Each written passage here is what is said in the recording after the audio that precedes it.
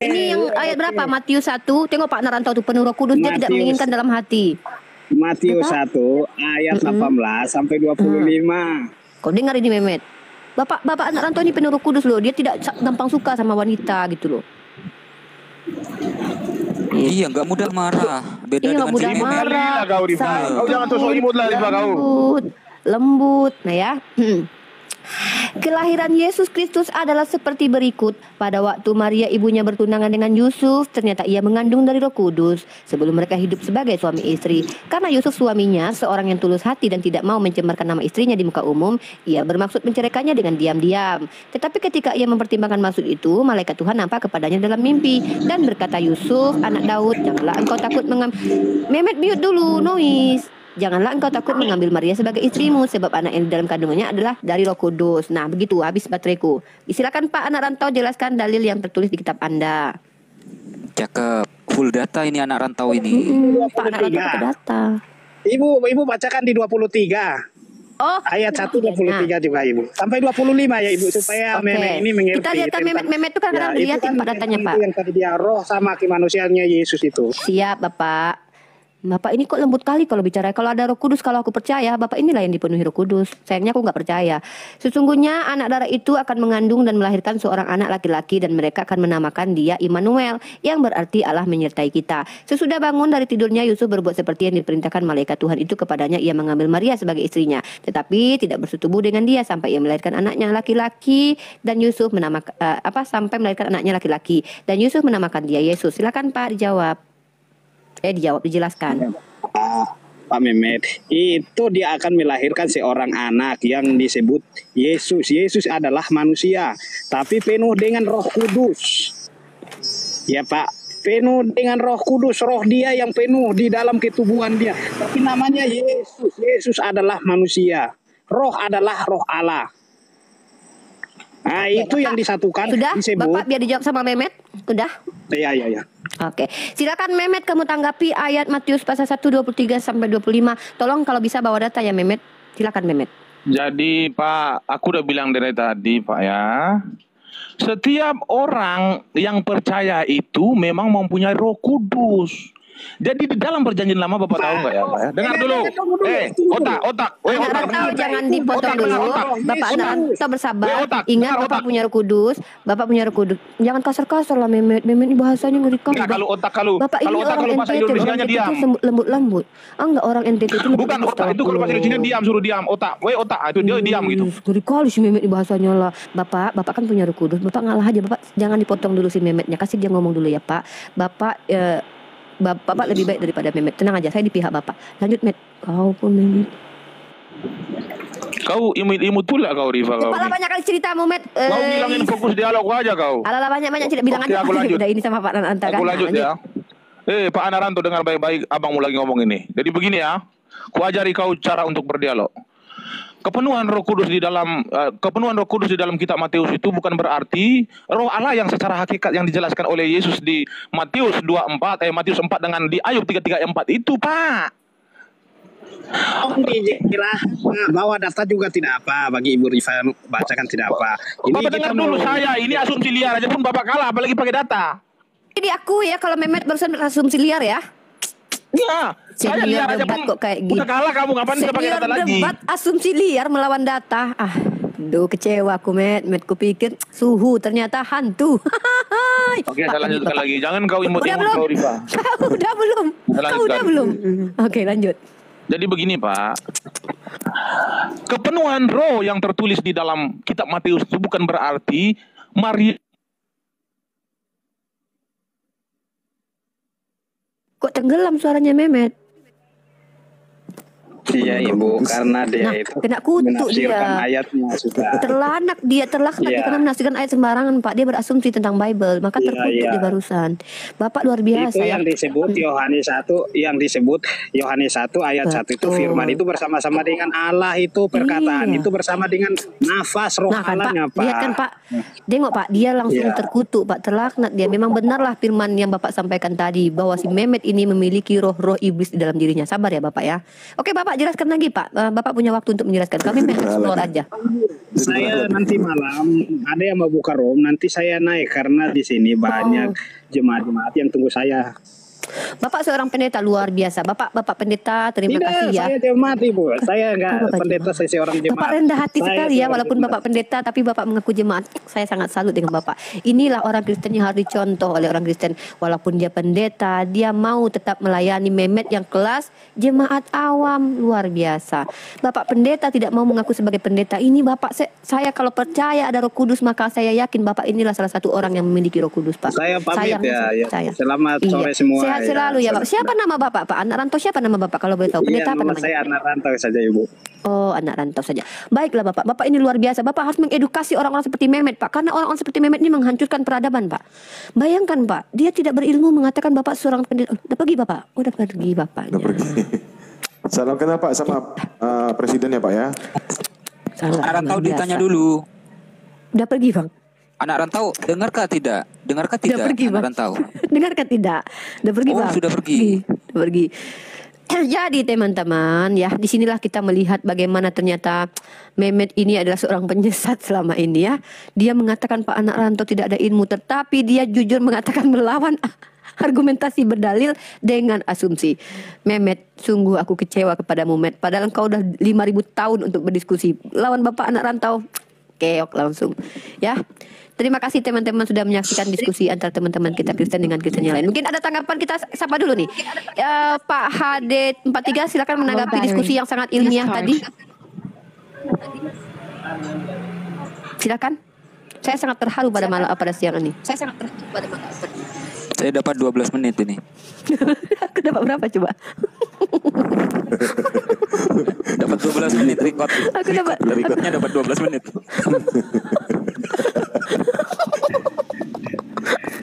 Sebentar Aku lagi langsung meluncur relay. ini tanpa diedit langsung meluncur. Aku udah relay dari tadi bang. Orang sudah live dari tadi sejam lebih, Bang Alayubi cuma 12 menit. Tapi kadang bagus Aku kan, cuman aku belasan kan menit nggak loh. ini. Nggak relay bang, Iya. Ayubi dia nggak relay. Kalau yang panjang-panjang bagus, itu, Bang, sikit itu. katanya ini. Tuh, nasi sudah Kalau di jadi sini kita bubur. terfokus sama argumen-argumennya itu lebih bagus ketimbang panjang gitu kan. Iya, nasi sudah jadi bubur katanya. Mau gimana lagi lah, Lucu kali. udah kadung direkam. Ya Allah. Aduh ya Allah. John Peter, mereka Low battery. menghujat Muhammadmu Please mati charge. beracun dek. Mereka berani menghujat Muhammadmu. Gini John Peter, Allah sudah katakan bahwa kalian itu kenapa kalian masuk kekal di dalam neraka? Karena perbuatan kalian. Mustahil kalian baik-baik, Allah masukkan kalian ke dalam neraka. Jadi kalau banyak penghujat dari kalangan Kristen itu hal yang lumrah. Tapi kami ketika kami mampu mengatasi, kami wajib mengatasi. Contoh, ya kami bisa laporkan kurang lebih seperti itu. Kita pakai fasilitas yang diberikan negara saja. Di sini sudah ada Pak Ruli nih. Silakan mie goreng naik ke atas, katanya mau bertanya ini Kak Amoy. Silakan Bang Ruli. Bang Ruli ada yang mau disampaikan? Atau yang lain mungkin Bang Alebi ada yang mau disampaikan lagi nggak? Bang Erik? Aku jadi moderator aja nih. Bang Ruli, silakan Bang Ruli. Suara anak kecil Bang Erik atau Bang Ruli nih? Bang Ruli di mute dulu, ada suara anaknya menangis. Suara. Dimatikan nanti rungkat nanti. Ya. Mie goreng Ini disapa ada dulu, dengarkah tidak? mie goreng. Dengarkah tidak mie goreng? Dengar tidak mie goreng? Dengar. Oh, Silakan mie perempuan. goreng. Selamat siang ya semuanya teman-teman di sini. Selamat Jadi, siang. jadi saya mau belajar aja sih. Jadi bukannya diskusi. Jadi mau tanya. Boleh. Silakan. Tapi sebelumnya maaf dulu kalau misalkan pertanyaannya sensitif gitu. Nggak apa-apa. Surga ya? 72 bidadari? Bukan. Jadi gini, saya kan sempat nyimak di komal-komal yang lain tuh ya. Nah terus. By the way mie goreng muslim atau non muslim? Enggak, saya non. Oke, Iya. nggak apa-apa sayang, nggak apa-apa cintaku, darling, adikku, tidak masalah. Lanjut. Lalu ada yang ini kan ada yang saya kan nyimak komal-komal tuh. Nah, terus ada yang bawa hadis. Nah, kan karena teman-teman di sini lebih ngerti ya. Saya kan awam juga. Nah, tapi saya juga pengen tahu penjelasan dari sini karena nggak mau percaya dari sebelah pihak gitu kan. Bagus. Nah, jadi karena takut salah juga. Nah, jadi yang mau ditanyain di sini tuh tentang hadis Sahih Muslim 2640. Hadis Itu Sahih gimana Muslim. Bentar ya, saya punya kitab Sahih Muslim. Bentar. Hadis Sahih Muslim nomornya 2640. 2640. Iya. Sahih Muslim, Sahih Muslim, Sahih Muslim. Sahih Muslim. Bentar ya, saya buka data dulu ya. Saya punya kitabnya itu. Fathul Bari, Sahih Muslim. Sahih Muslim 6.000. 2640. Bentar saya buka di yang jilid 6 dulu. Jilid apa? Coba bacakan saja. Saya yang bacain. Iya, boleh. Tunggu saya buka dulu ya. Boleh. Jilid 6 ini di nomor berapa ini? 2600. Oh, ini dia. Berarti di jilid 5, bentar. Jilid 5. Silakan. 2000 ya? 2000-an ya? Iya, 2640. 2640. Monggo. Izin turun Umi. Assalamualaikum. Waalaikumsalam warahmatullahi wabarakatuh. 2640. Silakan disampaikan saja narasinya. Saya baca artinya aja gitu. Ya, terjemahnya saja. Poin yang Telah menceritakan 2400, tunggu, 2400 2640. 2645. 2645. Enggak, 2640. 2640. Oke, silakan. Telah menceritakan kepada kami Abu At-Thahir dan Harun bin Said Al-Aili. Sedangkan lafaznya dari Harun, keduanya berkata, telah menceritakan kepada kami Ibnu Wahb telah menggambarkan kepadaku Makramah bin Bukair dari ayahnya. Dia berkata, saya mendengar Humaid bin Nafi berkata, saya mendengar Zainab binti Abu Salamah berkata, saya mendengar Ummu Salamah istri Nabi Shallallahu Alaihi Wasallam berkata kepada Aisyah, demi Allah. Itu Sahih Imam Muslim? Iya, hadis Sahih Muslim. Sahih Imam Muslim di nomor 2640. Cek juga ya. Nanti kapital naikin lagi ya mau ya. 2640 ya. Iya, 2640, bentar. Iya.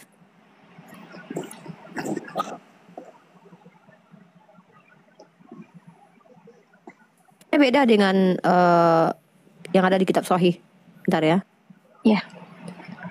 Ini saya juga carinya Tidak apa-apa. lewat Dilanjutkan Google. saja. Lanjut. Oh iya. Saya mendengar Ummu Salamah, istri Nabi Shallallahu Alaihi Wasallam berkata kepada Aisyah, demi Allah diriku tidak enak jika seseorang anak dari sesuan itu, dalam kurung maksudnya Anas, masih saja melihatku, dalam kurungnya itu bebas keluar masuk rumahnya. Maka Aisyah berkata, memangnya kenapa? Suatu ketika Sahla binti Suhail pernah menemui Rasulullah. Saya berkata, wahai Rasulullah, sesungguhnya saya melihat di muka Abu Hudzaifah ada sesuatu karena Salim sering keluar masuk ke rumah. Aisyah melanjutkan, maka Rasulullah Shallallahu Alaihi Wasallam bersabda, susuilah dia. Sahla bertanya, sesungguhnya ia telah tumbuh jenggotnya. Beliau bersabda, susuilah dia, maka akan hilang sesuatu di wajah Abu Hudzaifah. Maka Sahla berkata, demi Allah, setelah itu saya tidak lagi melihat di wajah Abu Hudzaifah ada sesuatu. Oh ya, oke. Ini hadis tentang Suhailah ya, ingin ditanyakan. Yang ingin kamu tanyakan secara eksplisit? Ini tapi nggak enak ngomongnya. Nggak apa-apa, Ya, kita bilang menyusui aja, ya. Iya. dewasa gitu. Apa emang Oke, boleh siap. kayak gitu? Ya, ditunjuk poin. Oke, silakan Bang Erik dulu. Saya lagi buka ininya. Ya, Uni aja dulu, saya lagi di jalan nih. Oke, ini pertanyaan Dari ini bawah. pun sudah ribuan kali dijawab oleh umat Islam, tapi tidak apa-apa karena kebenaran itu tersondingkan tiap hari ya. Nah, bentar saya buka file saya dulu, bentar ya. Nah, jadi hadis tentang perlu kita pahami konteks hadis ini. Asbabul wurudnya adalah tentang Suhailah. Jadi ini kisah yang diceritakan oleh istri-istri baginda Rasulullah terkait tentang Suhailah. Suhailah ini adalah seorang yang berislam, mu'alaf kemudian bersama suaminya yang sudah memiliki anak angkat. Suhailah ini memiliki suami bernama Hudzaifah. Hudzaifah ini sangat pencemburu gitu. Jadi dia agak berubah. Suhailah ini merasa bahwa si Hudzaifah ini cemburu, berubah air wajahnya. Jadi seorang istri soleha itu tahu apa yang membuat suaminya senang atau yang tidak membuat suaminya senang. Karena Suhailah adalah seorang perempuan muslimah yang ingin berusaha taat kepada Allah. Tentu dia melaksanakan apa yang sesuai dengan aturan Islam. Dia tidak mau membuat suaminya ini cemburu, dan dia mengadu kepada baginda Rasulullah. Jadi dia ketika mengadu kepada baginda Rasulullah SAW, Hudzaifah terlihat cemburu. Lalu bagaimana solusinya? Suhailah itu mengadukan permasalahan rumah tangganya kepada Rasulullah SAW. Jadi pada waktu itu Rasulullah menjawab, ingat ya saudaraku mie goreng, dalam Islam itu masalah nasab itu hal yang sangat fundamental. Nah kan Bang Ben lagi amoy. Jadi masalah nasab itu, ikatan antara seorang anak dengan ayah itu sangat penting sekali dalam Islam. Menjadi asbab nanti mahram atau muhrim, atau menjadi asbab seseorang itu bisa berdosa atau tidaknya ketika bersentuhan, ketika terlihat hal-hal seperti rambut atau tidak. Maka pada waktu itu Salim adalah anak angkat dari Suhailah dan Hudzaifah. Dalam ciri-ciri perawakannya dia sudah disebutkan sudah balik ya. Pada waktu itu Suhailah mengatakan karena anak ini sudah balik, ketika dia masuk ke rumah Suhailah dan dia adalah anak angkat, dia mengangkat anak. Dan ingat orang jahiliyah itu ketika mengangkat anak seolah-olah menjadikan anak kandung. Itu yang tidak bisa dalam Islam. Ketika kamu, sorry ya, mohon maaf ya, saya akan contohkan kasusnya, realitasnya yang ada pada saat sekarang ini. Maka Rasulullah dalam Islam itu supaya tidak terjadi dosa, maka Suhailah itu harus menjadi sedarah dengan Salim. Maka caranya apa? Meminum air susu Suhailah. Nah, itu kenapa dalam Islam ketika kamu dan saya, atau misalnya saya dengan Bang Ben Abraham, walaupun kami tidak sedarah, tidak satu kampung, tidak ada urusan kekerabatan, tapi ketika Bang Ben menyusu kepada ibu saya tidak boleh lagi menikah dengan Bang Ben. Namanya saudara sepersusuan. Kenapa? Karena itu adalah sudah jatuh hukum bahwa sudah sedarah, sudah menjadi orang yang tidak lagi menjadi haram ya, atau orang yang menjadi sudah kerabat dalam ranah Islam. Sorry, kita bahas paradigma Islam. Maka Suhailah mahramnya. Maka Suhailah itu diperintahkan memberikan susu. Masalahnya adalah teman-teman Kristen sering sekali menjadikan ini syubhat, seolah-olah Rasulullah itu memerintahkan untuk memberikan payudaranya untuk dikenyot. Mohon maaf saya pakai kata-kata ini. Karena teman-teman Kristen kita itu suka menambah-nambahi yang tidak tertulis. Contoh tadi malam ada satu perempuan mengatakan ada pesta seks di surga. Kata pesta seks sendiri tidak ada dalam hadis atau Al-Quran. Nah sama seperti itu. Kalau tidak ada dalilnya pengkenyotan itu terjadi, jangan ditambah-tambahi. Meminum susu itu saya bisa nggak menyusui anak saya? Bisa walaupun saya sedang bekerja. Rifa lagi di mana? Lagi di kantor. Anakmu gimana? Sudah saya susui. Caranya apa? Ada di freezer susu. Ada di freezer air susu, tidak masalah. Bahkan Ustadz Khalid Basalamah pun menjelaskan bahwa ini maksudnya adalah meminum air susu Suhailah. Yang penting poinnya adalah itu. Nah terkait tentang nanti bahwa Suhailah itu dadanya diminum oleh si Salim, maka kalian punya buktikan itu. Kalian yang harus buktikan. Ya, itu yang harus dibuktikan. Padahal secara logika di sini Suhailah sedang mencari solusi Hudzaifah yang cemburu. Seandainya si Suhailah itu memberikan payudaranya untuk dikenyot sama Salim, harusnya mereka udah cerai berdua. Sedangkan Salim keluar masuk ke rumah Haja Hudzaifah udah cemburu, apalagi melihat istrinya mengkenyot, memberikan dadanya, putingnya kepada Salim. Itu logika. Nah kemudian bahkan tentang menyusu menjadi anak saudara sepersusuan ini pun tidak semua istri baginda Rasulullah itu sepakat. Bahkan apa kata Sayyidah Aisyah atau istri baginda yang lain? Apa kata beliau? Hadis ini terkhusus, wabil khusus untuk kasus dari keadaan yang dialami oleh Suhailah dan Salim. Wabil khusus untuk Suhailah, Salim dan Hudzaifah. Karena kasusnya mereka hadapi. Apakah kita perlu memberikan masalah ini kita lakukan lagi? Tidak perlu. Kenapa? Dalam Islam seandainya saya mengambil anak angkat, seandainya dalam Islam itu wajib dulu yang paling dekat dulu yang diangkat menjadi anak angkat, biar tidak ada percampuran ya. Masalah aurat itu bagi seorang ibu itu tetap aurat kepada anak yang lajang yang nanti akan bertumbuh, itu tetap aurat. Maka dalam Islam ada ketentuan-ketentuan mengambil anak angkat. Dan itu sudah terlanjur. Salim dengan Suhailah itu sudah terlanjur menjadi anak angkat sebelum dia menjadi muslim. Ketika sudah menjadi muslim, maka ada tata cara ketika mengangkat seorang anak. Tidak boleh sembarangan lagi. Tidak boleh anak siapa entah nggak tahu jelas apanya. Kalaupun memang tidak tahu apa jelas segala macamnya, maka akan ada aturan-aturan yang mengikat dalam Islam. Itu satu. Itu ya, itu jawabannya. Kemudian terakhir, kasus ini terjadi di Indonesia, tapi justru pelakunya bukan Islam. Kristen pelakunya siapa? Sarwendah dengan Bertrand Peto. Sarwendah itu ibunya ibu angkat dari si Bertrand, tapi si Bertrand meminum air susu Sarwendah. Itu viral. Bolehkah dikatakan Bertrand menyusu pada Sarwendah? Boleh. Tapi apakah dikenyotnya payudara Sarwendah? Tidak ada begitu.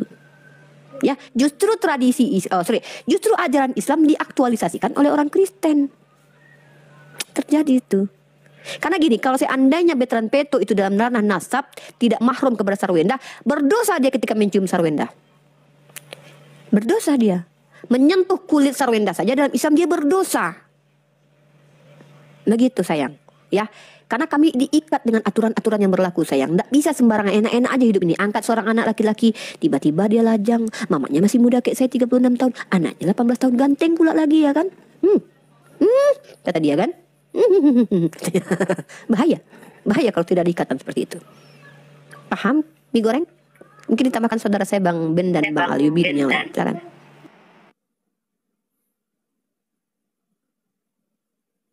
Enggak Bang Ben.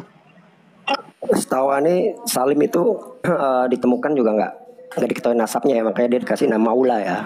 Artinya orang yang nggak tahu nasabnya, makanya diangkat akhirnya. Dia tidak ada nasabnya Salim itu.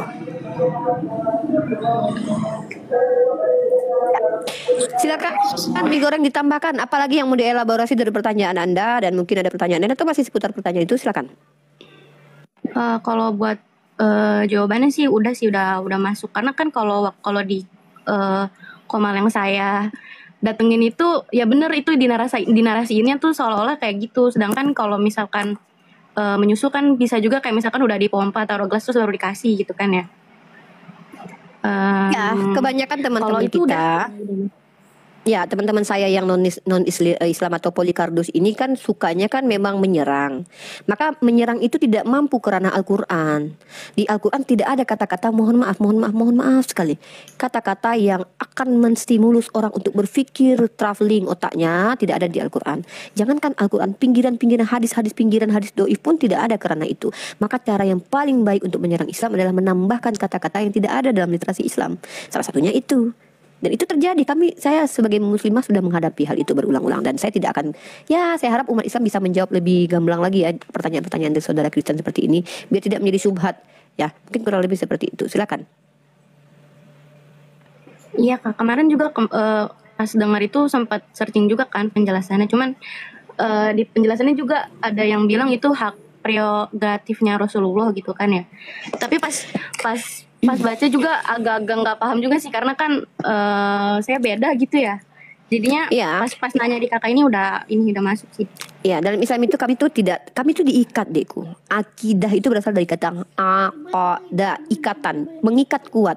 Tidak ada toleransi dalam akidah. Artinya apa? Kalau sesuatu yang menjadi asbab kami berdosa, Allah bisa maklum, tapi kalau sudah akidah itu tidak bisa. Nah, kemudian lanjut ke bawahnya. Apa itu kaidah fikih? Kami diatur dalam ranah fikih di mana kami memiliki hukum-hukum dalam bersikap. Hablum minanas kami diatur oleh Allah. Mana yang boleh, mana yang tidak. Makanya contoh berpakaian tadi, kita kan bahas tentang berpakaian tadi. Kami diatur oleh Allah Subhanahu wa taala. Begitu juga dengan bagaimana membina rumah tangga. Karena gini, kalau kita bicara konteks sekarang ya, kita bicara 1400 tahun lalu solusi dari Allah, maka kita lihat relevan tidak dengan keadaan sekarang. Zaman sekarang suami-suami, istri-istri itu semua pencemburu, cemburu melihat apapun yang terjadi. Lihat bagaimana Sarwendah dengan Veteran Peto saat ini diisukan. Anda mungkin bisa lihat itu, bagaimana viral Veteran Peto mencium Sarwendah, kedekatan yang tidak biasa, kedekatan yang aneh. Ini kok begitu, kok dicium. Itu terjadi.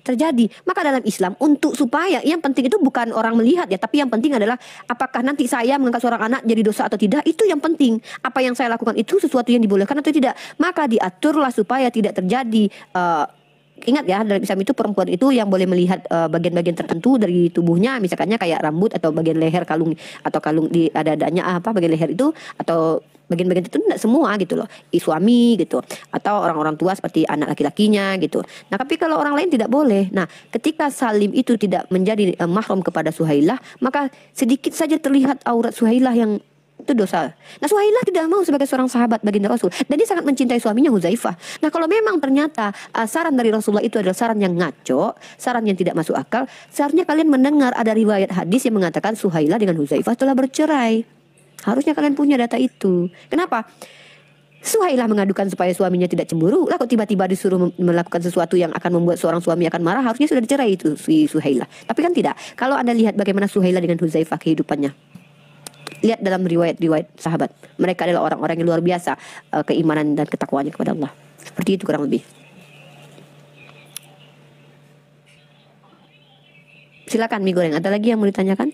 Ya, jadi Mbak Mie Goreng sejauh mana Mbak memahami apa yang sudah disampaikan Uni tadi? Gimana kira-kira? Jadi Mbak ada yang dari penjelasan tadi, ada poin yang Mbak kutip di situ atau bagaimana? Silakan Mbak, jelaskan kepada kami.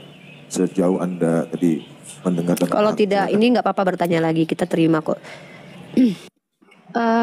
Ini saya lagi nyerna juga sih, tapi kalau dari penjelasannya, yang pertama itu kan menepis asumsi orang-orang ya yang mikirnya tuh yang tadi maksudnya kayak langsung dari sumbernya gitu. Ternyata nggak seperti itu kan. Terus yang kedua itu ini sebenarnya masih agak bingung juga sih. Jadi kalau misalkan waktu kemarin saya baca di Google itu katanya tuh ada yang sepakat kalau menyusunya itu umurnya sampai 2 tahun gitu, makanya baru dihitung jadi sebagai anak sepersusuan. Tetapi kalau udah balik itu udah nggak dihitung, itu bagaimana ya? Aku juga Ya itu kenapa saya katakan tadi ada istri baginda Rasul mengatakan bahwa itu hadis wabil khusus karena itu sudah terjadi. Jadi gini ya, Islam itu agama solusi. Ketika sudah terjadi masalah itu, maka tetap ada solusinya. Kejadian yang dialami Suhailah dengan Salim itu kejadian sebelum dia memeluk Islam. Dia mengangkat anak tanpa ada kaidah-kaidah yang harus dilakukan secara syariat Islam. Nah, karena sudah terlanjur maka tetap harus ada solusinya. Solusinya yaitu, makanya Sayyidah Aisyah mengatakan bahwa itu terkhusus untuk Salim dan Suhailah. Kurang lebih seperti itu. Dan itu berbagai pendapat ulama banyak mengatakan bahwa itu wabil khusus Suhaila, atau yang dikatakan sebagai bahwa bahkan boleh kok istri-istri Rasulullah menolak kok, saya tidak mau seperti itu, menjadikan orang lain sebagai nasab dengan memberikan air susu. Ada hal-hal seperti itu, dan itu tidak menjadi asbab bertentangan ayat itu. Tetap saja konteksnya adalah hukum yang harus diikuti, karena penting sekali tentang nasab ini dalam Islam. Penting sekali. Perempuan itu akan selalu mengumpulkan dosa setiap hari ketika di rumahnya tidak mahramnya melihat apa yang tidak boleh dilihat, bersentuhan kulit misalkannya, itu berkaitan dengan sah atau tidak sahnya salat nanti pada akhirnya kan. Sedangkan Imam Syafi'i saja ketika suami istri saja bersentuhan kulit saja batal salat, apalagi kalau zaman-zaman orang salafus saleh dulu. Jadi betul-betul mereka itu menjaga diri mereka dari apa-apa yang Allah jadi dari apa-apa perbuatan itu menjadi asbab dosa, baik sengaja ataupun tidak. Begitu para sahabat itu menjaga sama sekali. Bahkan Suhailah kan sebenarnya menjaga bagaimana suaminya supaya tidak cemburu itu.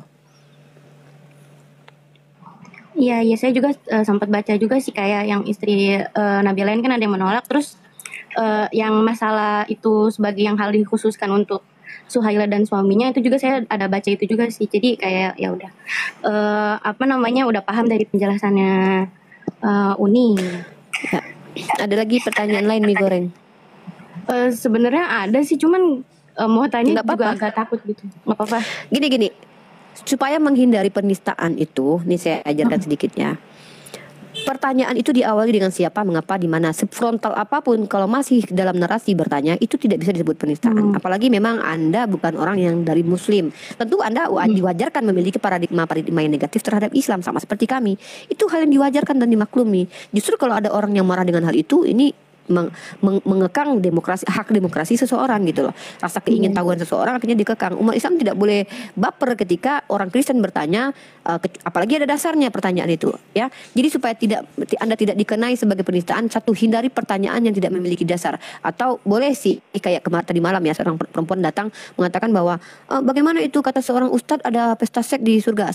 Ketika kita konfirmasi video mana yang ada kata pesta seksnya, ternyata tidak ada. Berarti kan tambahan. Oke, diklarifikasi di tempat, tidak masalah. Jadi kalau hanya sekedar bertanya, is okay. Yang menghujat itu adalah ketika Anda membuat sebuah kesimpulan yang tidak kami imani dan tidak ada dalam kitab suci kami.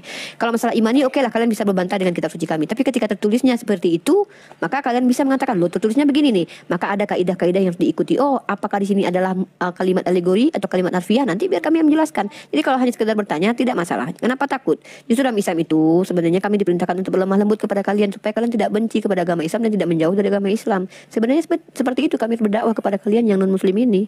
Cuman terkadang karena saya manusia biasa, ketemunya sama serigala, ya saya kecabut pakunya, dekku. Kalau ketemu seperti domba-domba jinak kayak adikku ini, ya saya nggak mungkin lah saya pecut, ya kan nggak mungkin kan. Tapi kalau ketemunya sama ular beludak, serigala, saya kuliti itu, saya jadikan jaket gitu. Tapi ini kemarin juga sempat dengar juga kan. Makanya mau konfirmasi lagi nih. Soalnya kan saya juga balik lagi kan, saya kan emang gak paham, tapi jadinya ujung-ujungnya saya kan jadinya nyari tuh di Google. It's okay. Langsung saja kasih pertanyaan-pertanyaan saya. Saya sejujurnya ketika saya masuk ke ranah diskusi ini, saya sekarang ini lebih tertarik ditanya. Sama seperti saya buka dulu saya buka live itu, saya justru Silakan kalian bertanya, saya menjawab. Tapi kan kebanyakan ini pertanyaannya kan bukan pertanyaan ingin tahu, tapi pertanyaan menyerang. Mereka nggak tahu siapa saya. Kalau saya ini adalah umat Islam yang tidak diajarkan apabila pipi kirimu ditampar maka kau kasih yang kanan, yang kiri. Oh enggak, saya muslimah diajarkan untuk bersikap adil. Ketika saya ditampar pipi saya boleh membalas asal sakitnya sama. Berlebihan nanti dosanya dihitung gitu ya. Nah jadi kalau seandainya metode komparasi dalam argumentasi, saya mampu lakukan itu. Nah, saya tidak akan lakukan itu ketika Anda betul-betul hanya bertanya tentang agama saya. Inilah yang disebut dengan sesungguhnya dakwah itu. Mengajak Anda mengenali Tuhan saya dan mengenali agama saya. Saya tunggu orang-orang Kristen yang bertanya. Tapi dengan catatan, saya punya paku. Jangan sampai kecabut. Kayak gitu. Lanjut, Bud. Iya, iya. Ini maaf juga nih kalau misalkan sensitif ya. Gak enak soalnya. Jadi saya pernah dengar. Mereka akan senang sekali kalau kamu bertanya. Iya, jadi tuh saya pernah dengar juga kan di Komal kalau misalkan katanya tuh kalau misalkan ada orang nih berzina kan kalau di Muslim itu nggak dihitung anak bapaknya ya, kalau nggak salah.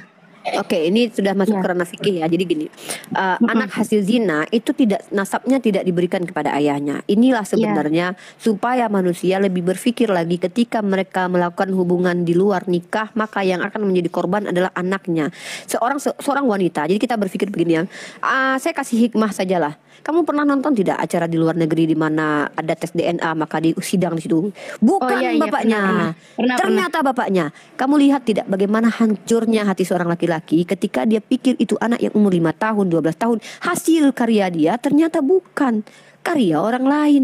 Sementara dia sudah besarkan itu anak, dia cinta, sehatinya sudah melekat, kasih sayangnya sudah melekat. Tiba-tiba pengadilan memutuskan DNA-nya bukan hasil karya dia, bukan hasil kerjasamanya dengan istri tercinta, tapi hasil cocok tanam orang lain. Bayangkan betapa hancurnya hati seorang pria ketika istrinya dikasih nafkah, dia kerja pulang pergi, si istri menikmati, dan anak yang dia cintai itu bukan hasil kerjasamanya bercocok tanam, hasil cocok tanam orang lain. Bayangkan, apalagi nanti di persidangan karena sudah bukan DNA dia, diambil sama orang lain. Sakit tidak itu? Sakit. Maka sebelum kejadian itu terjadi, Allah berikan hukum. Jadi Islam itu gini loh, sebelum terjadi diberi hukum, setelah terjadi pun dikasih solusi. Nah jadi ketika kalian perempuan yang gampang saja memberikan sawah kalian yang sepeta itu kepada orang lain untuk dicocok tanam, ketika hasilnya sudah tumbuh, ya muncul hasilnya, lalu orang lain yang kalian suruh besarkan itu benih, apa tidak kurang ajar? Maka Islam mengatur itu. Ketika seseorang anak hasil zinoi itu, maka nasabnya tidak sampai kepada yang dituduh bapaknya itu, walaupun sebenarnya dia yang bercocok tanam, karena dilakukan tanpa ada hubungan pernikahan. Yes, nasabnya tidak sampai, anak ini tidak disebut anak haram. Anak itu tidak ada yang haram. Yang haram adalah perbuatan bapak ibunya. Anak ini adalah anak yang tidak mendapatkan apa-apa dari orang tua laki-lakinya. Begitu. Dia tidak boleh, orang tua laki-lakinya tidak boleh menjadi wali nikahnya. Tidak boleh. Makanya perempuan, kalau kalian tuh punya hati nurani, nanti anak kalian yang akan jadi korban, sawah kalian yang sepeta itu digarap setelah sudah ada dealnya. Jangan digarap sebelum ada dealnya. Kasihan itu anak kalian nanti. Ya, iya kalau kalian lanjut berhubungan suami istri sampai metong. Lah sekarang perceraian banyak terjadi. Lah ketika pas cerai, ya kan? Kalian hidup sendiri, matilah kalian. Siapa yang menghidupi anak kalian? Mau minta warisan sama bapaknya. Ternyata dalam Islam tidak boleh. Tanggunglah sendiri perbuatan kalian. Kalian yang ngasih sawah kalian kepada orang sebelum di deal kan, tanggunglah sendiri. Seperti itu kurang lebih. Tapi pertanyaannya ada lagi sih masalah itu. Soalnya kan waktu itu dengar juga dari, ya balik lagi dari Komal kayak gini. Saya dengarnya jadi tuh sempat bawa-bawa kayak gini Uni. Jadi katanya kalau misalkan anak dari hasil zina itu boleh dinikahi bapaknya. Iya, yang itu. Ya, ini itu sudah saya jawab juga beberapa tahun yang lalu.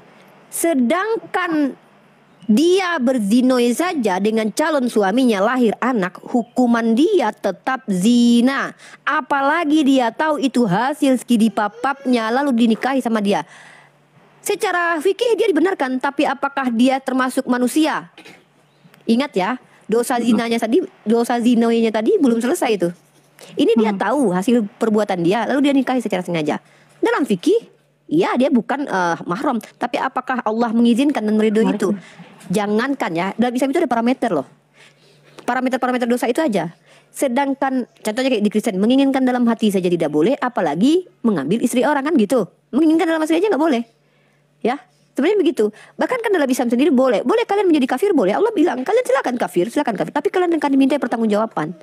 Secara fikih memang ini Ustadz Wafi pun sudah jelaskan, kalau tidak salah Ustadz atau Wafi ini jelaskan secara fikih iya jatuhnya anak ini dia tuh bukan mahram si laki-laki ini, tapi kemudian ini orang sudah melakukan dosa besar, yaitu ingat ya, zina itu harum cahaya, astagfirullahaladzim. Ingat ya, salah satu dosa besar itu adalah zina. Dan zina ini tahu tidak, kalau hukumnya itu untuk yang single, yang lajang, itu hukumnya tuh dicambuk. Kalau dia sudah bersuami istri, dirajam sampai meninggoy. Lah tiba-tiba ini orang sudah melakukan hubungan zina yang belum selesai, entah harum. Kalau dia bentar anak saya. Ya, dosa itu terampuni ketika bertobat. Kalau dia menikahi itu anak, dia tahu itu hasil skidipapnya, berarti dia tidak pernah bertobat. Maka jangankan dosa yang baru dibuat, dosa yang lama saja masih ada itu. Jadi dia akan mendapatkan apa yang dia lakukan. Ingat, zina adalah salah satu hukumnya dosa besar, masuk ke dalam kategori dosa besar. Bahkan pelakunya kalau adalah suami istri itu dihukum sampai mati. Itulah yang paling tepat hukuman bagi pezina gitu. Itu dalam Islam itu. Karena dalam Islam itu tidak ada Tuhan menebus dosa, walaupun dosa besar, dosa kecil dilakukan oleh manusia, maka kemudian Tuhan yang memulihkan, Tuhan yang menjadikan putih kembali, padahal yang melakukan dia, menikmati dia. Begitu dalam Islam. Bayangkan ya, sedangkan zina yang pertama saja belum kelar itu dosanya, apalagi kemudian dia mau menikahi anak hasil zinanya itu. Berarti dia tidak ada pertobatan. Ya sudah, maka dosa yang besar tadi tetap menaungi dia. Wallahu a'lam bishawab.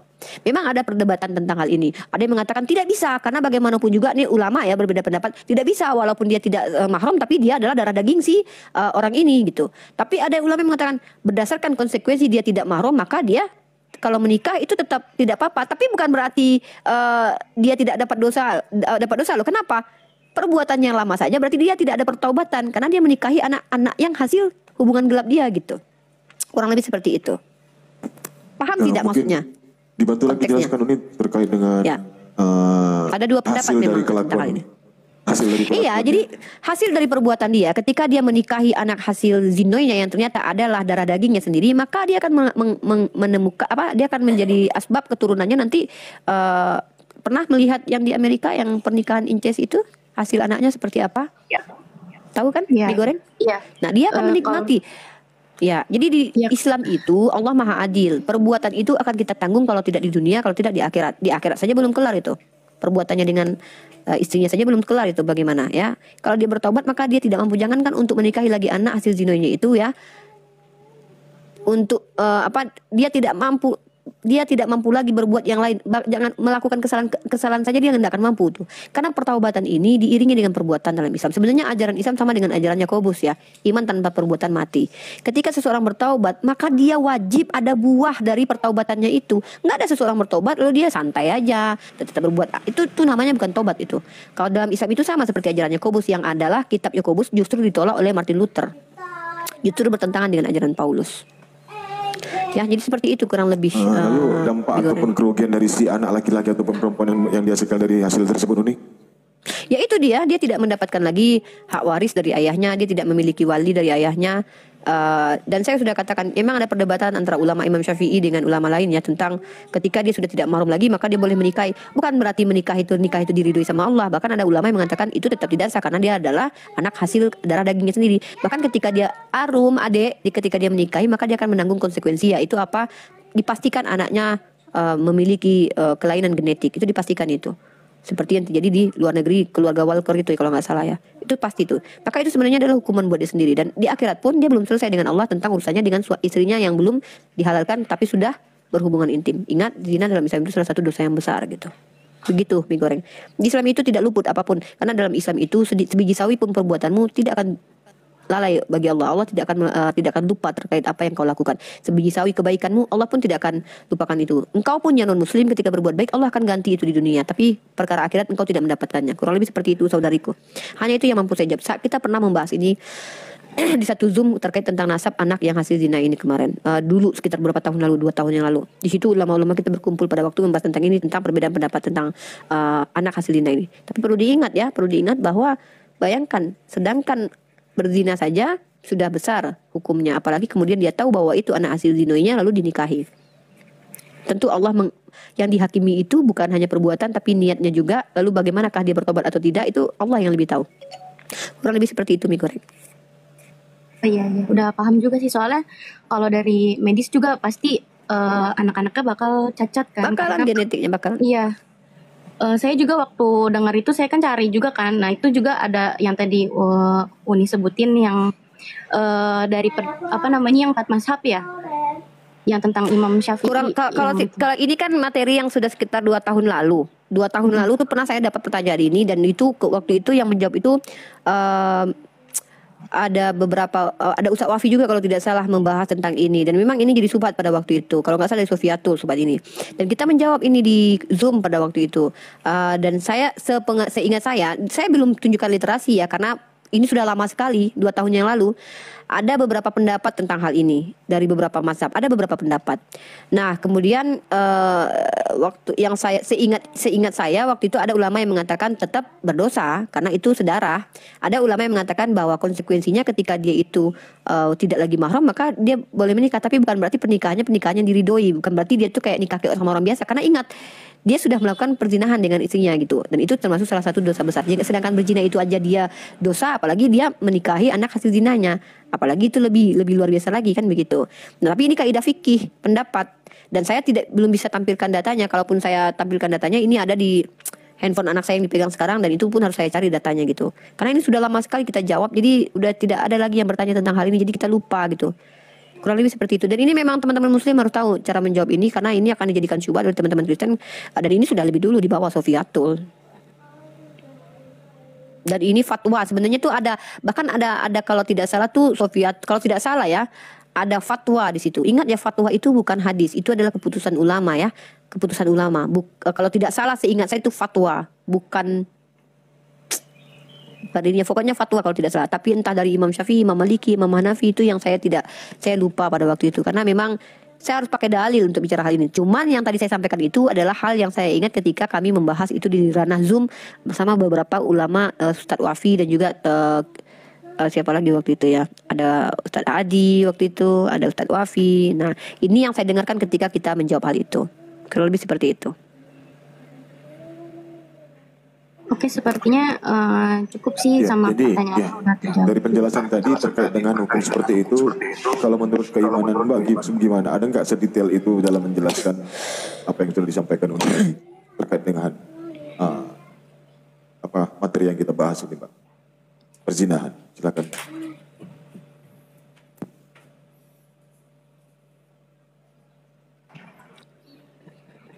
Kalau untuk menjawab buat keimanan saya juga sebenarnya takut ya untuk menuturkan, karena saya juga bisa dibilang belum begitu menguasai juga, karena ranah saya di sini kan masih belajar ya. Jadinya saya kayak gini, saya tanya-tanya juga kan ke sisi ini, sisi itu, jadi kayak gitu. Jadinya saya di sini cuma buat belajar aja gitu. Jadi untuk pendapat kesananya saya nggak bisa jawab gimana.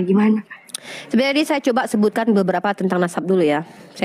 Kita ambil singkat aja. Mungkin sering-sering baca saya tuh suka kalau dalam kekristenan itu yang 2 website ini yang sering saya baca. Satu Sarapan Pagi Biblikal, yang kedua Katolisitas. Nah kalau dalam Islam itu kalau website ya, saya tuh suka baca NU Online sama Salaf Online ya, itu saya baca untuk kaidah keilmuan. Tapi saya termasuk orang yang skeptis, maka saya tuh tidak puas kalau tidak lihat kitab aslinya, misalkan di kitab mana. Makanya saya sengaja beli Al-Qurtubi, kemudian sengaja minta, alhamdulillah kemarin Bang Jibril kasih Sahih Muslim. Tadi saya cari Sahih Muslim belum bertemu itu hadis-hadis yang Anda sebutkan. Nanti saya kaji lagi. Tapi saya ingat saya menjawab ini pernah kita bahas.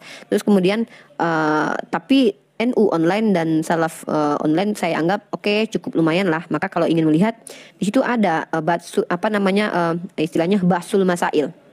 Jadi Basul Masail ini adalah para ulama kita itu duduk bersama untuk membahas satu masalah yang sebenarnya mungkin bisa jadi tidak terjadi pada zaman Rasulullah, atau masalah yang hampir sama kejadiannya di zaman Rasulullah, lalu dicarikan dalil-dalilnya untuk menentukan satu hukum. Antara ulama satu dengan ulama lain bisa berbeda pendapat, bisa sama pendapatnya. Itu hal yang lumrah dalam kaidah Islam. Masalahnya adalah hal-hal seperti ini kan hal-hal yang tidak menjadi umum dilakukan oleh orang gitu loh. Paham tidak? Bukan menjadi masalah yang umum. Seperti Suhailah tadi kan bukan masalah umum itu. Masalah yang akan banyak terjadi gitu. Mengerti tidak?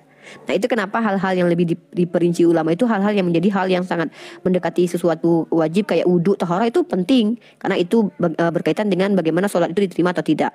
Maka itu lebih banyak kajian-kajian tentang taharah, bab taharah. Atau suami istri itu penting karena itu hal yang umum terjadi. Nah terkait tentang masalah ini kan masalah yang andai saja masalah ini terjadi kan begitu. Andai masalah ini terjadi bagaimana gitu. Nah jadi kan yang jelas adalah ketika anak itu tidak ini ada beberapa pendapat ya, saya bacakan dulu ya pendapatnya ya. Karena ada kategori juga anak itu disebut sebagai anak yang tidak bernasab ketika ditiduri atau hasil zina. Ini ada juga dari ulama perinciannya nih. Oke. Dalam mazhab Syafi'i apabila anak ini saya kasih kasusnya dulu ya. Anak yang sah adalah anak yang dilahirkan dalam satu atau sebagai akibat perkawinan yang sah. Ini ada di dalam pasal 42 bab sekian, lupa ya. Bunyi pasal 42 tersebut otomatis berimplikasi terhadap wali nikah dari anak yang dilahirkan jika anak tersebut perempuan dan terhadap hukum waris si anak. Nah, tidak ada sampai manusia sebodoh, sejahatnya manusia, tidak ada sampai pemikirannya untuk menikahi anak hasil jinoinya itu.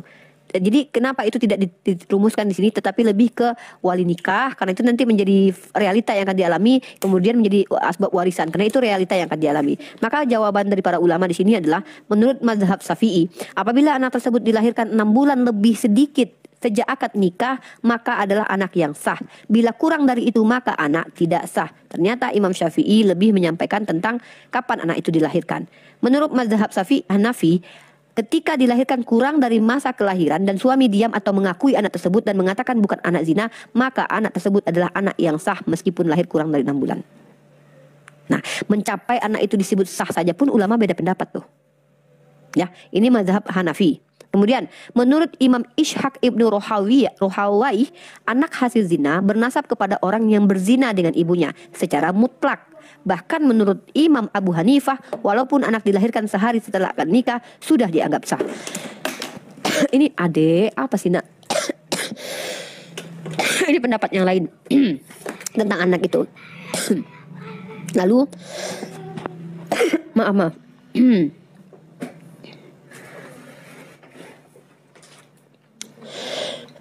Nih catatannya adalah penjelasan di atas merupakan hasil basul masail yang diselenggarakan pengurus cabang PC Lembaga Basul Masail Nadatul Ulama LBMNU Kabupaten Jombang. Dan ini terjadi tahun 2022. Jadi keputusannya begini. Bentar. Nah, kalau Imam Syafi'i memutuskan jika anak perempuan tersebut dinyatakan sah anak yang dilahirkan 6 bulan lebih sedikit sejak akad nikah, maka yang menjadi wali nikah adalah ayah atau kerabatnya. Jika anak perempuan tersebut tidak sah, maka yang menjadi wali nikah adalah hakim. Nah, ini pun saya tidak punya nomor handphone Anda nih. Kalau tidak saya kasih ini. Bisa nanti di DM. Saya kasih ini nanti buat referensi bacaan Anda ini. Bagus ini. Jadi nanti saya DM ini ada Uni aja. DM nanti saya kasih ini. Sama kalau saya jumpa nanti hadisnya dalam kitab. Saya kan alhamdulillah sudah ada dikasih Bang Jibril kemarin itu kitab Sahih Muslim sama kitab At-Tabari. Mungkin di situ bisa ketemu tentang permasalahan ini secara eksplisitnya. Tapi kalau ini sudah cukup ini sih jawaban dari para ulama. Terkait tentang kedudukan anak itu pun masih ada beberapa pendapat gitu. Apalagi terkait tentang menikahi anak yang karena konsekuensinya kalau anak itu tidak mahram kan secara konsekuensi ya, secara logika ya. Tentu anak itu tidak menjadi mahram, tapi ternyata ulama pun berbeda pendapat. Lebih seperti itu. Ya, ada jadi lagi kalau mungkin. nanti mau buat bahan bacaannya nanti saya DM ini ya DM Uni. Boleh. Saya kasih kamu referensi buat bacaan biar kamu lebih menginikan sendiri lah, menganalisa sendiri lah. Oke, baik. Karena kalau saya bacakan belum tentu kamu. Saya tahu sepertinya kamu memang membaca. Dan saya harap ini betul-betul menjadi bahan analisa kamu, ya, dan jadi asbab hidayah. Karena dalam Islam itu masalah yang belum ada pun kadang dijadi ada solusinya. Masalah yang belum muncul pun ada solusinya. Begitulah Islam. Apalagi masalah yang sudah terbiasa terjadi seperti bagaimana kekerasan rumah tangga, perselingkuhan, itu sudah ada solusi-solusinya dari Allah Subhanahu Wa Taala. Dan itu hukum Allah itu kalau kita timbang-timbang, kalau kita perhatikan itu adil untuk kedua belah pihak. Kalau memang ada hukum Allah yang dianggap seolah tidak adil, maka ajukan ke kita umat Islam biar kita bahas gitu. Justru dalam Islam itu bentuk keadilan Allah adalah dengan menghadirkan hukum-hukum seperti itu. Contoh kayak Allah Subhanahu wa taala memberikan hukum kepada wanita yang ini kisah di mana sahabat Rasulullah dulu, ini contoh aja ya betapa Islam itu kaya dengan hukum yang relevan untuk diterapkan pada zaman sekarang. Seorang wanita misalkannya ketika dia itu sudah tidak nyaman dengan suaminya, misal bukan karena suaminya KDRT, jangankan KDRT. Jadi gini ya, ada parameter-parameter tuh. Jangankan KDRT, tidak menafkahi, kemudian tidak menghormati istri. Ketika si istri ini menemukan suami yang lemah dalam banyak hal dan dia khawatir akan menjadi asbab dia kufur nikmat kepada Allah, dia tidak mau menghina suaminya ini, maka sahabat Rasulullah itu meminta hulu, meminta berpisah. Boleh berpisah dengan laki-laki seperti ini dalam Islam. Kenapa? Nanti kan ini berakibat panjang nanti ke anak, ke rumah tangga. Buat apa? Rumah tangga itu kan tujuannya sakinah mawaddah warahmah. Jadi jangankan masalah-masalah yang tidak terpikirkan oleh umat Islam ya. Maksudnya tidak, kayaknya nggak bakalan ada deh orang se-Islam apa sih anunya orang, kecuali dia ODGJ ya gini. Jadi beda kan ya, orang ODGJ tidak terkenai syariat ya, mie goreng. Dia ada ODGJ nih, menggauli hewan misalnya, dia tidak dikenai syariat itu karena dia terputus sudah syariat terhadap dia, karena syariat itu hanya diberikan kepada balik dan berakal, orang balik dan berakal. Jadi kalau ada orang yang melampaui batas seperti itu yang tidak pernah terfikirkan oleh kita dalam Islam itu saya rasa tidak akan sampai ke situ pemikiran orang untuk menikahi anak hasil zinanya gitu. Nauzubillah min dzalik. Seperti itu kurang lebih, mie goreng. Kayaknya sih dari saya juga udah cukup ya, udah banyak juga dengar penjelasan dari Uni. Terus ini mau meluruskan aja sih, tadi kan baca komen ya. Abi merah gini ya, Abi merah ini ya, saya menganggap dia ini adalah serigala berbulu domba ya. Pertama, kau kan muslim, coba kau naik ke atas, kau jawab pertanyaan saudara kita. Kalau kau tidak mampu, cuma jadi bari typing, lalu kau komentari saya tidak membawa dalil, apa yang kubaca dari tadi? Tadi ku bacakan apa itu? NU online tadi apa ku bacakan? Jadi tolong kau yang jelaskan kepada saudari kita ini dengan keilmuan kau. Kalau kau tidak ada ilmu, ya kau duduklah dulu di bawah, ya. Berubahlah, janganlah apa ya? Janganlah menipu umat Islam dengan menyamar jadi muslim. Nggak usah lah kayak gitu, nggak usah lah. Umat Islam ini tidak seini. Umat Islam ini tahu kok siapa yang muslim, siapa yang muslimah. Nggak usah lah kayak gitu, nggak ini apa namanya itu? Udah 4 tahun kami menghadapi kayak gini. Serigala berbulu domba itu mengaku dengan profil muslim, sok-sok muslim, tiba-tiba di komen muslim. Oh iya, orang muslim harus begitu, ramah kepada orang Kristen, kan hadisnya Rasulullah ajarkan begitu, akhlak. Tahu-tahu kau jangan-jangan oten. Ya diam-diam aja di bawah, diam-diam aja, jangan banyak cerita. Ya, kalau kau sudah dari naik ke atas, bisa jadi sih naik ke atas ini kita ngobrol. Berani kau naik? Nggak pernah kau naik ke Komal kan? Nah ini, jadi udahlah Abi Merah. Pertama ya. Kalau seandainya tidak mampu, minimal jangan ganggu orang lain gitu loh. Jangan ganggu orang lain gitu. Ya. Heran aku nih orang-orang kayak gini nih. Ya Syiah kan seperti itu juga Uni, ajarannya Syiah itu. Ya kita nggak tahu, aku nggak ngerti dia ini siapa gitu kan. Cuman kenapa saya terganggu dengan dia itu sok-sok kalau di umat muslim tuh dia nanti muji-muji Pak Wira, muji-muji orang Islam gitu kan, yang dianggap dia pro ke orang Kristen gitu kan. Dianggap dia seperti itu gitu. Padahal kan dengan cara seperti itu orang udah tahu siapa dia sebenarnya. Mungkin itu aja. Mie goreng. Ya. Sama mau ini kan tadi kan kayak banyak yang bilang saya dari kubu ini jadi kayak No. teman-teman Kita nggak usah. Kita tidak usah menghakimi. Terserah kamu mau agama apapun, agama kamu. Saya sekarang lagi tidak. Saya nggak peduli kamu mau Kristen kayak. Saya lagi nggak ngebahas Bible soalnya. Saya lagi ngebahas bagaimana kamu tidak tersesatkan dari narasi-narasi orang-orang Kristen terkait Islam. Coba perhatikan kata-kata narasi-narasi yang dibawakan Kristen itu rata-rata adalah narasi tambahan. Contoh tadi malam itu pesta seks itu tidak ada di literasi Islam, itu ditambah-tambahkan sama seperti yang dilakukan oleh Sofiatul dan kawan-kawan. Itu ada fatwa yang dia bawakan, kemudian boleh menikahi anak hasil zina gitu kan. Sementara kita harus ada kedudukan. Yang pertama Al-Quran, yang kedua adalah hadis, yang kemudian adalah ijma para ulama, kemudian ijtihad para ulama. Ada dasar-dasar, kita kan punya parameter-parameter ilmu Islam itu. Al-Quran, hadis, kemudian ijma ulama misalnya. Kurang lebih seperti itulah. Dan ini adalah yang saya bacakan tadi hasil Batsul Masail tadi dari NU. Kias juga ada kias. Dan dalilnya ada itu. Kami percaya ini dalilnya mana? Ketika Rasulullah mengutus sahabat ke Yaman pada waktu itu, Rasulullah bertanya, kalau kau mau menetapkan hukum dari mana diambil? Al-Quran. Kalau tidak ada di Al-Quran, di hadis. Kalau tidak ada di hadis, saya akan berijtihad. Nah, Rasulullah pegang itu dadanya. Kan manusia ini punya akal dan punya pikiran gitu. Zaman Rasulullah kan gak ada handphone. Lalu bagaimana hukumnya ketika saya buka camp sekarang ini? Gak ada hadisnya kan? Maka masuk ke ranah hadis yang nanti dikiaskan. Oh, ada hadis yang seumpama dengan ini, maka hukumnya begini. Begitulah para ulama kita, ulama kami. Ya, silakan mie goreng. Saya udah mulai ngantuk, saya mau tidur bentar lagi. Baik Uni, 2 jam cukup dapat tidur ini, nggak apa-apa. buat yang bahan baca nanti saya DM Uni aja lah ya. Ya, lebih baik DM. Jadi nanti ada pun penjelasan Uni yang mungkin keliru atau apa, Uni bisa konfirmasi lagi. Karena Uni dari tadi yang tentang jawaban itu adalah jawaban kami sekitar 2 tahun lalu ya, membahas tentang ini. Ini sudah menjadi syubhat. Nanti saya ingat ada beberapa dalil yang harus saya kemukakan, tapi karena argumen ini adalah argumen usang ya, syubhat usang. Saya itu tidak simpan datanya. Nanti insya Allah kalau seandainya Anda DM-an dengan saya bisa kasih semua data-data penguat dari apa yang saya sampaikan tadi terkait tentang nasab tadi, tentang apapun. Ya dan ini mau izin turun Uni.